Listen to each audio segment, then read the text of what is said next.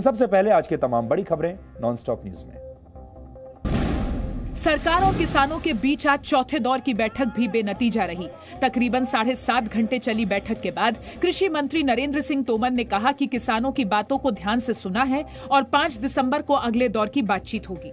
आज बहुत अच्छे वातावरण में चर्चा हुई है और किसानों ने बहुत ठीक से अपने विषयों को रखा है। उसके बाद जो बिंदु निकले हैं उन बिंदुओं पर हम सब लोगों की लगभग सहमति बनी है कि इन पर सरकार विचार करेगी। हालांकि सरकार के साथ बैठक के बाद भी किसानों ने अपना रुख नरम नहीं किया। किसान संगठनों के नेता ने कहा कि सरकार जब तक कानून वापस नहीं लेगी, हमारा आंदोलन जारी रहेगा। वो कानून रद्द करने को तैयार है, तब ही परसों की मीटिंग होगी। एमएस के बारे में लीगल राइट हो सभी फसलों का और जो प्रॉफिटेबल हो उसके बारे में वो सहमत है और बोले कि कानून बनाएंगे नहीं बनाएंगे, हम कल को सोच लें। वहीं वाणिज्य राज्य मंत्री सोम प्रकाश ने जी न्यूज से बातचीत में कहा कि 5-6 मुद्दों पर चर्चा हुई। साथ ही उम्मीद जताई कि परसों होने वाली अगले दौर की बातचीत में कुछ न कुछ हल निकल आएगा। हमें पूरी आस है कि जिस तरह ये बातचीत हुई है, जैसे अच्छे माहौल में बात हुई है, उससे लगता है इससे परसों तक हम इसको सॉल्व करेंगे। दिल्ली के विज्ञान भवन में किसान और सरकार के बीच दोपहर 12:25 पर बातचीत शुरू हुई। सबसे पहले किसानों ने अपनी बात रखी और सरकार की ओर से कृषि सचिव ने किसानों के सवालों का जवाब दिया। दोपहर 2:45 पर लंच हुआ। किसानों ने सरकार का खाना नहीं खाया। लंच के बाद 4:15 पर दोबारा बैठक शुरू हुई।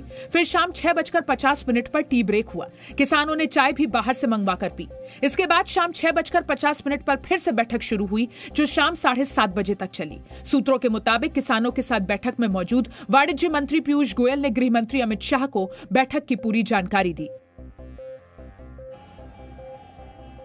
कृषि कानून के खिलाफ दिल्ली और आसपास के इलाके में जारी आंदोलन के बीच पंजाब के मुख्यमंत्री कैप्टन अमरिंदर सिंह ने गृह मंत्री अमित शाह से मुलाकात की। उन्होंने कहा कि किसान आंदोलन से पंजाब की अर्थव्यवस्था और राष्ट्रीय सुरक्षा पर असर पड़ रहा है। मैं गृह मंत्री साहब नाल सिर्फ इन्ना कहना है कि ਇਹਦਾ कोई हल निकलना चाहिए जल्दी ਤੇ ਉਹਨਾਂ ਨੂੰ अपील की है और आप दे राਹੀਂ मैं अपील कर रहे हैं पंजाब के किसानों ਨੂੰ भी ਇਹਦਾ हल ਆਪਾਂ जल्दी ਕੱਢੀਏ क्योंकि पंजाब की आर्थिकता ते भी असर पै रहा है और नेशनल सिक्योरिटी ते भी असर पै रहा है। गृह मंत्री अमित शाह से मुलाकात के बाद अमरिंदर सिंह ने प्रधानमंत्री नरेंद्र मोदी से मिलने का भी वक्त मांगा। किसान आंदोलन को लेकर दिल्ली के मुख्यमंत्री अरविंद केजरीवाल ने अमरिंदर सिंह की मंशा पर सवाल उठाए हैं। कैप्टन साहब, आपके पास 1 नहीं, 2 नहीं, 3 नहीं, इतने मौके आए जब आप इन बिलों को रोक सकते थे।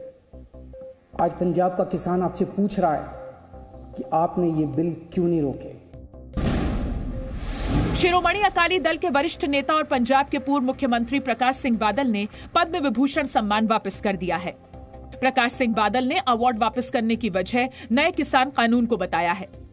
प्रकाश सिंह बादल जी के भावनात्मक तनाव के वक्त शिरोमणि अकाली दल एक होकर उनके साथ है। किसानों की चिंताओं को दूर करने का वादा करके बीजेपी की केंद्र सरकार ने किसान अध्यादेश पारित किया और शिरोमणि अकाली दल को गुमराह किया है। इसलिए हमने मंत्रालय और एनडीए को छोड़ा।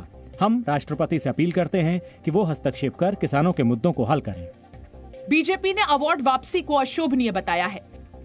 ये स्टैंड जिहड़ा वो कोई ज्यादा शोभनीय स्टैंड नहीं हैगा। अवार्ड है वो तुहाडी शोभा दे लई सी और तुहाडा सत्कार सी। पंजाब के कई खिलाड़ियों ने भी अवार्ड वापस करने की बात कही है, जिनमें पूर्व हॉकी खिलाड़ी परगट सिंह और राजवीर कौर, पहलवान करतार सिंह और बास्केटबॉल खिलाड़ी सज्जन सिंह चीमा शामिल हैं। 5 दिसंबर को सभी खिलाड़ी राष्ट्रपति भवन जाएंगे।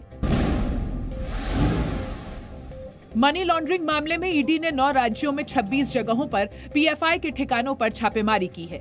ईडी ने ये छापेमारी दिल्ली, राजस्थान, उत्तर प्रदेश, बिहार, कर्नाटक, तमिलनाडु, पश्चिम बंगाल, महाराष्ट्र और केरल में की। छापेमारी के दौरान ईडी ने पीएफआई के चेयरमैन ओएम अब्दुल सलाम के दफ्तर की भी तलाशी ली। पीएफआई पर दिल्ली में दंगे और सीएए के खिलाफ प्रदर्शन के लिए फंडिंग का आरोप है। जांच के दौरान ईडी ने 17 बैंकों में 73 बैंक खातों की भी पहचान की है, जिसमें 120 करोड़ रुपए जमा किए गए थे। इनमें से 27 बैंक खाते पीएफआई के और 9 खाते पीएफआई से जुड़े रिहैब इंडिया फाउंडेशन के हैं। बाकी 37 खाते अलग अलग नाम पर हैं। आरोप है कि आरआईएफ के खाते में विदेशों से 50 लाख रुपए का फंड ट्रांसफर किया गया था, जबकि आरआईएफ के पास विदेशों से फंड लेने की मंजूरी नहीं है। ये भी आरोप है कि इन खातों में जमा 120 करोड़ को सीएए के खिलाफ प्रदर्शन के दौरान 1-2 दिनों के अंदर ही निकाल लिया गया था। नौसेना प्रमुख एडमिरल करमबीर सिंह ने कहा कि भारतीय नौसेना एक साथ दोहरी चुनौती से मुकाबले के लिए तैयार है। उन्होंने कहा कि कोरोना संक्रमण के दौरान लद्दाख में चीन ने मौजूदा स्थिति को बदलने की कोशिश की, जिससे सुरक्षा हालातों में बदलाव आया है, लेकिन भारत हर स्थिति के लिए तैयार है। The threats that are there and the resource envelope that we have, so we are progressing on that and we are fully cognizant of this issue. Navy chief ने यह भी कहा कि प्रेडेटर ड्रोन का इस्तेमाल समुद्री क्षेत्र में निगरानी के लिए होगा या नहीं, ये थल सेना और वायुसेना की जरूरतों पर निर्भर करेगा। बॉलीवुड ड्रग्स केस की जांच कर रही नार्कोटिक्स कंट्रोल ब्यूरो के 2 अधिकारियों को सस्पेंड कर दिया गया है। एनसीबी के 2 अधिकारी एक्ट्रेस दीपिका पाडुकोन और कॉमेडियन भारती सिंह को जमानत मिलने के मामले में संदेह के घेरे में हैं। अधिकारियों पर आरोप है कि भारती सिंह को जमानत मिलने के दौरान कोर्ट में एनसीबी की टीम हाजिर नहीं हुई थी, जबकि दूसरे अधिकारी की भूमिका दीपिका पाडुकोन और उनकी मैनेजर करिश्मा प्रकाश की अग्रिम जमानत के मामले में शक के दायरे में है। एनसीबी के जोनल डायरेक्टर समीर वानखेड़े के आदेश पर इन 2 जांच अधिकारियों को सस्पेंड कर उनके खिलाफ जांच के आदेश दिए गए हैं। दक्षिण भारत के तटीय इलाकों में बुरेवी तूफान का खतरा बना हुआ है। तमिलनाडु, केरल के तटीय इलाकों में भारी बारिश की भविष्यवाणी की गई है। समुद्री तूफान बुरेवी ने श्रीलंका को पार कर लिया है। आज रात या 4 दिसंबर की सुबह समुद्री तूफान के तमिलनाडु के तटों तक पहुंचने की संभावना है। इस बीच प्रधानमंत्री नरेंद्र मोदी और गृह मंत्री अमित शाह ने केरल और तमिलनाडु के मुख्यमंत्रियों से बात की है। केरल के मुख्यमंत्री पी विजयन ने एक हाई लेवल बैठक की, जिसमें तूफान के खतरे को देखते हुए शुक्रवार को तिरुवनंतपुरम एयरपोर्ट को सुबह 10 बजे से शाम 6 बजे तक के लिए बंद रखने का फैसला किया गया है। केरल में एनडीआरएफ की 8 टीमें पहुंच चुकी हैं और वायुसेना को भी अलर्ट पर रखा गया है।